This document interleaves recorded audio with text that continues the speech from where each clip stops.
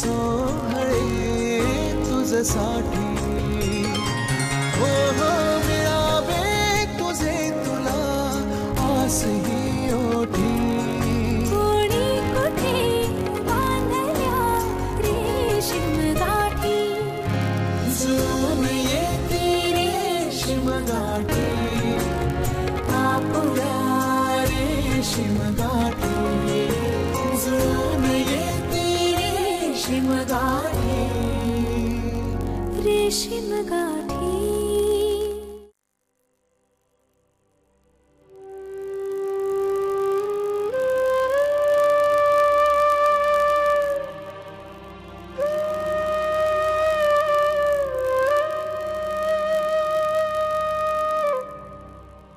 मेघना, मी खरंच खूप वाईट आहे खरे आदित्य. माझ्यामुळे तुझंही आयुष्य विस्कटलंय आणि अदूचही. मी खरंच खूप वाईट आहे.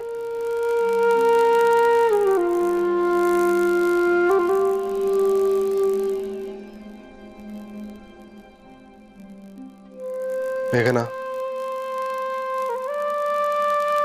स्वतःला दोष देणं थांबव बघू आधी. नाही आदित्य, कळतंय मला मीच खूप वाईट आहे रे. तू खरी आहेस मेघना, वाईट नाही. आणि खरेपणातून आलेलं सत्य हे जरी साधं आणि सरळ असलं ना तरी तिथपर्यंत पोहोचण्याचा मार्ग हा खडतर असतो. आता माई जे काय म्हणाली की निभावता येत नसेल तर करता कशाला प्रेम, हे तू स्वतःला लावून घेतलंस, बरोबर ना? अगं पण तू तर आटोकाट प्रयत्न करतेस ना तुझं प्रेम निभावण्याचा. म्हणजे खरी आहेस तू, है ना? आणि त्या खरेपणानेच तुला मला सगळं काही सांगण्याचं धैर्य पण दिलं.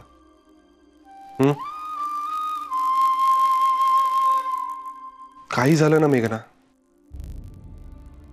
तरी तुझा हा खरेपणा हरवू देऊ नकोस.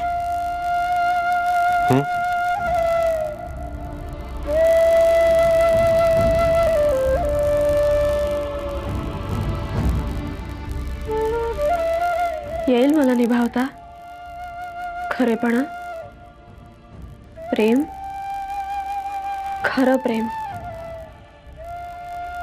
पण मग खरं प्रेम म्हणजे काय? सुन्न व्हायला झालं अगदी. खरंय ग. ते एरवी सांत्वन करायला शब्द तरी असतात ग, पण असं कोणीतरी स्वतःचं आयुष्य संपवून टाकलं ना की शब्दही संपतात मग. स्वतःच्या जीवाचीही पर्वा करत नाहीत ही मुलं, स्वतःच्याही नाही आणि आई वडिलांच्याही नाही. आणि हे सगळं कशासाठी? प्रेमासाठी. हे असं असतं प्रेम. काही उपयोग नाही ग संजीवनी त्रास करून घेऊन. बरे बघ, मी आणि सरदेसांनी ठरवलंय की त्या शानबागांना रोज मॉर्निंग वॉकला घेऊन जायचं काही दिवस. तूही त्या शानबाग वहिनींना जरा तुझ्या मंडळात वगैरे घेऊन जा, तेवढंच मन डायव्हर्ट होईल त्यांचं. मी खरं तर असाच काही विचार करत होते, पण कठीण आहे हो सगळं. ज्या ज्या वेळी मी त्यांना भेटणार त्या वेळेला त्यांना आपलं भरलेलं घर दिसणार. म्हणजे त्यांच्या दुःखावर डागण्या दिल्यासारखंच आहे ना. पोरं असं का वागतात तेच कळत नाही काही. क्षणभरही त्यांच्या मनात हा विचार येत नाही की अशा आपल्या वागण्यामुळे आपल्यानंतर किती जण जिवंतपणे मरणार आहेत. डोळ्यासमोरून त्याचा चेहरा जातच नाहीये हो, त्याचाही नाही आणि शानबाग काकूंचंही. पोरं ना बोलत नाहीत बघ मनातलं दुसऱ्या कोणाशी, म्हणून होतं हे असं. माई, अगं माई, 4 घास खाऊन घ्या ना. नको ग, अजिबात भूक नाहीये. जाणारच नाही काही. नाही म्हणजे कोणालाच जाणार नाहीये, पण आपण रुटीन तर चालू ठेवलं पाहिजे ना माई. बरोबर आहे. चल संजीवनी, खाऊन घे थोडंसं. अमित आणि सतीश काय करतात? ते येत आहेत आंघोळ करून. चल.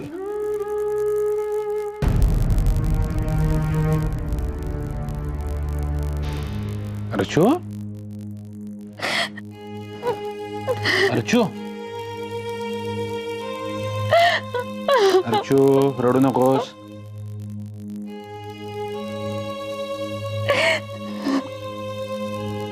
शांत हो अर्चू.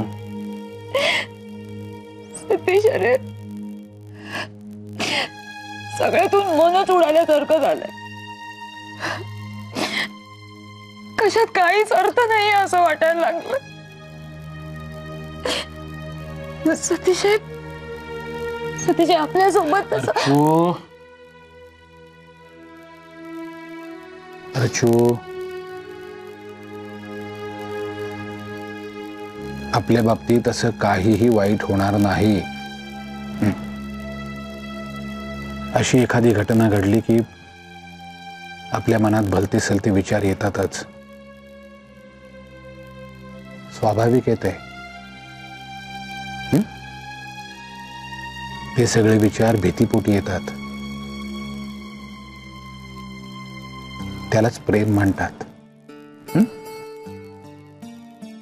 आणि माझ्या वॉलेटमध्ये परवा तू तुझा फोटो पाहिलास ना,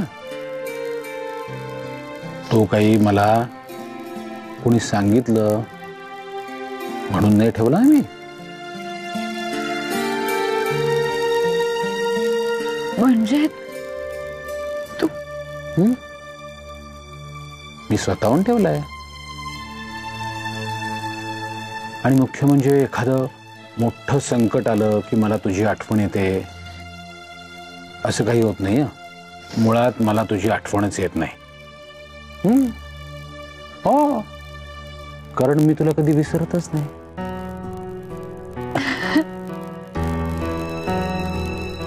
सतीश कसं असतं नाही, आपण ना सगळंच असं गृहीत धरायला लागलेलो असतो. धरतो आणि मग असं काही घडलं की मग आपल्याला आयुष्याची खरी किंमत कळते. आणि त्या आयुष्यात मिळणारं प्रेम हे किती मौल्यवान आहे हे कळतं. खरं आहे अर्चू. एक सांगू, मला तुझं हसणं, रडणं, भांडणं, चिडणं, उशी फेकून मारणं सगळंच खूप मौल्यवान वाटतं. आणि मला तू जशी आहेस तशीच आवडतेस. हसरी, तापट, रागीट, चिडखोर, पण अशी रडकी रुडकी नाही आवडत. बरं चला डोळे पुसा. खाली सगळे नर्वस मूड मध्ये असतील. आपण खाली जाऊया आणि चल, रडायचं नाही बाबा.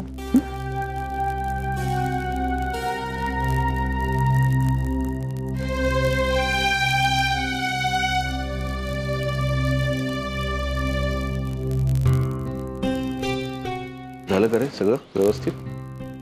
हो ना. कोणाही वर अशी वेळ येऊ नये. खूप कठीण आहे सगळं. बोलू नये पण नाना मला ना त्या संतोषच राग येतोय. अडाणी होतं का होतो, चांगला शिकलेला हुशार मुलगा. एका मुलीच्या प्रेमाखातर त्यांनी स्वतःचा जीव दिला आणि जन्मभराकरता आपल्या आई वडिलांना यातना देऊन गेला. मग त्या शिक्षणाचा त्या हुशारीचा काय फायदा? भावनांचा आवेग. विचित्र गोष्ट असते रे भावना म्हणजे अमित. कधी कोणाच्या हृदयाचा मेंदूचा ताबा घेईल आणि त्याची कशी फरफट करेल काय सांगता येत नाही.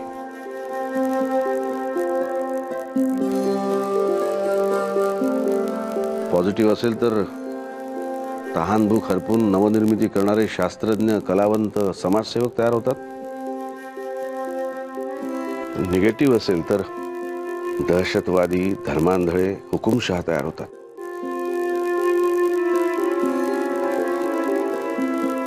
भावनेचा आवेग पेलून त्याला तारतम्याचं वळण देणारे खरे शहाणे.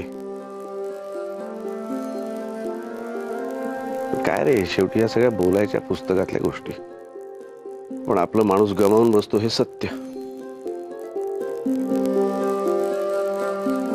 त्याच्या मागे तडफडणारे त्याचे आई वडील हे त्याहून भयानक सत्य, त्याहून भाजणारं सत्य.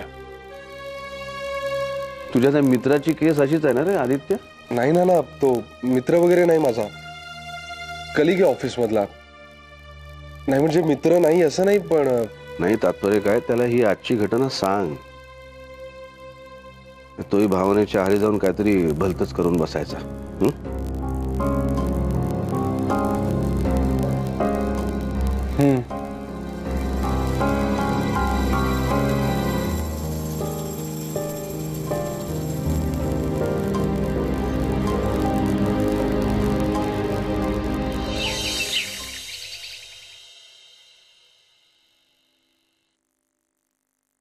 आई, निदान चहा बिस्किट्स तरी खाऊन घ्या ना.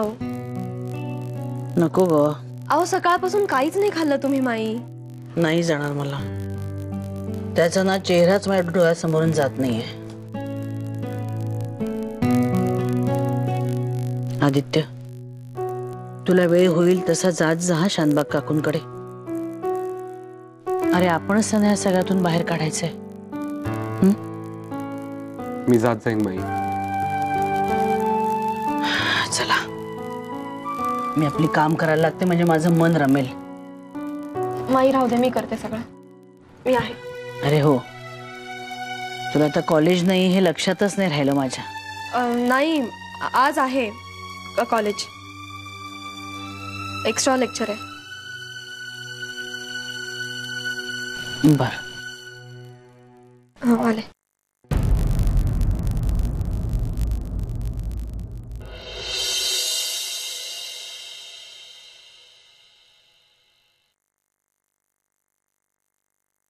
चल.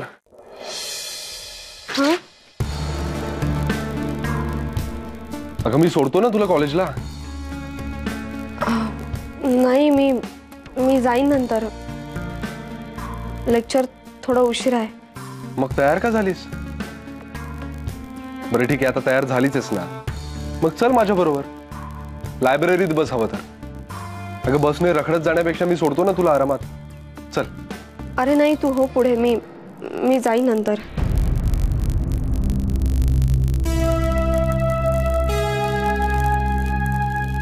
ओके.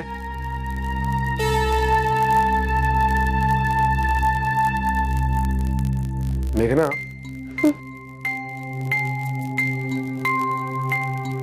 तुझ्या डोक्यात जर आणखी दुसरा काही प्रोग्राम असेल तर तू सांगू शकतेस मला. No issues. आणि या नसेल सांगायचं तरी काही प्रॉब्लेम नाही, इट्स फाईन. पण खोटेपणा नको आपल्यात. ऑफकोर्स तू तसं काही करणार नाहीस याची खात्री आहे मला. बाय. बाय.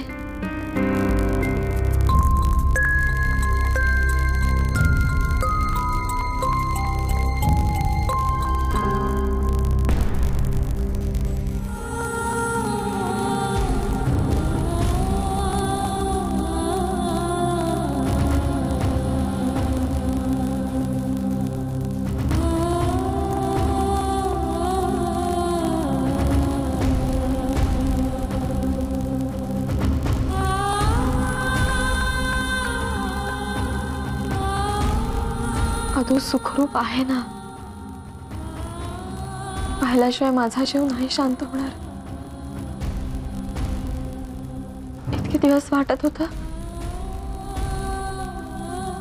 त्याच्या बेपरवाईमुळे तो पोचला नाही वेळेत. पण चूक त्याची नव्हती, माझी नाहीये,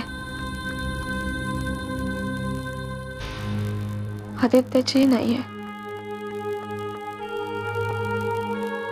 पण मग जर चूक कोणाचीच नाहीये तर मग बरोबर काय? किरण सांगत होता अदूची अवस्था खूप वाईट आहे. खात पितही नाही येतो. मी काय करू? त्यात आज आमच्या प्रेमाच्या कबुलीला 3 वर्ष झाले. आज आम्ही भेटतोच त्या पार्क मध्ये. आज तो नक्की येईल तिथे. मी दुरूनच बघेल त्याला, लांबूनच. तो सुखरूप आहे ना, एवढंच बघायचं मला, एवढंच. तेव्हा मी चुकत नाहीये ना असं करून.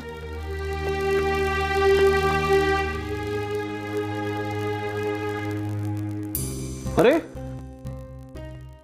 हे काय अजून तू इथेच? हो. आदित्य बरोबर गेली नाहीस का? गेला ना तो?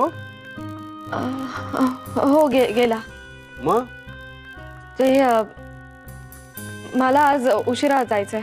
हा उशिरा आहे का लेक्चर? हो ना. पण घाबरलीस का एवढी तू? चैत्रगौरीच्या दिवसापासून धसका घेतलास ना? काही घाबरायचं नाही. काही आपण काय तो बोध घ्यायचा त्यातून. आणि खाल्लेस का काही? नाही तर होईल काय, तुझं लेक्चर सुरू असेल आणि तुला मात्र ऐकूच यायचं नाही पोटातल्या कावळ्यांच्या आवाजामुळे. आता मात्र 4 घास ते खाऊन जा. खायचं नाव काढलंय ना, खा आणि मग मी.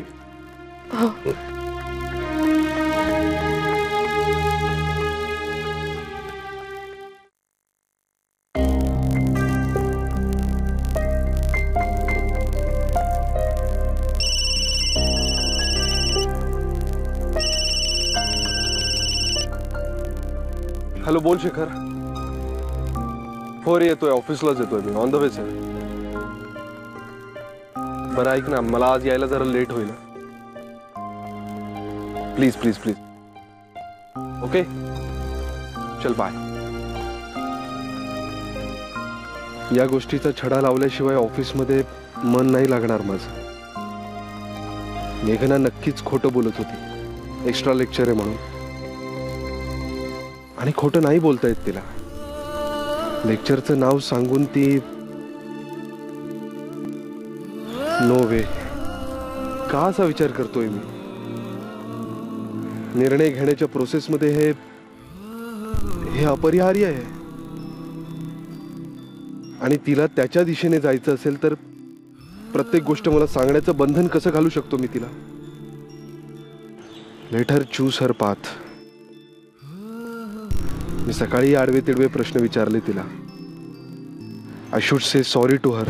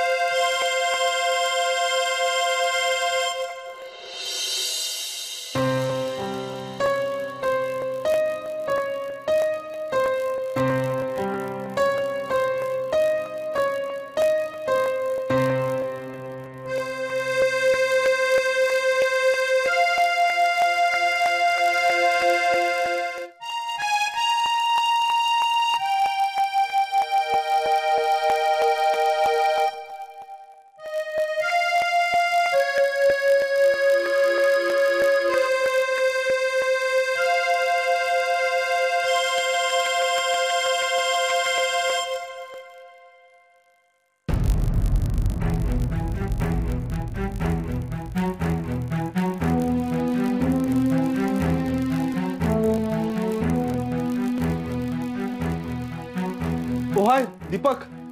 अरे हाय आदित्य. हाय. मेघना आहे का? नाही, ती लेक्चरला असेल म्हणून फोन नाही केला मी. मला बोलायचं होतं तिच्याशी. नाही रे, पण आज तर एकही लेक्चर नव्हतं.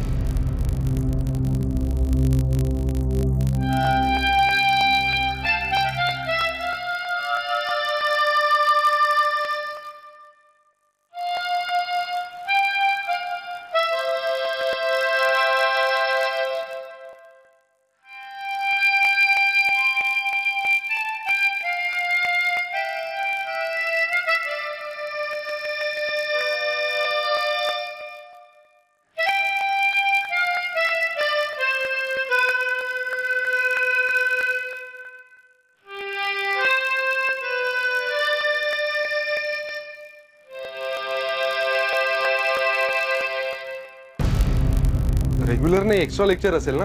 नाही, पण आज एक्स्ट्रा लेक्चरही नव्हतं कोणतं. हो, आय एम सॉरी, माझा काहीतरी गैरसमज झाला बहुतेक. इट्स ओके यार. चल बाय. Bye bye. ओके. मेघना खोटं बोलली माझ्याशी, पण का? मी तर तिला तिच्या निर्णयाच्या बाबतीत पूर्ण स्वातंत्र्य दिलंय. पण आदित्य, याचा अर्थ असा नाही की तिने प्रत्येक गोष्ट तुला सांगितलीच पाहिजे. ती जर त्याच्या दिशेने जात असेल तर ती त्या दोघांमधली प्रत्येक गोष्ट कशी सांगेल तुला?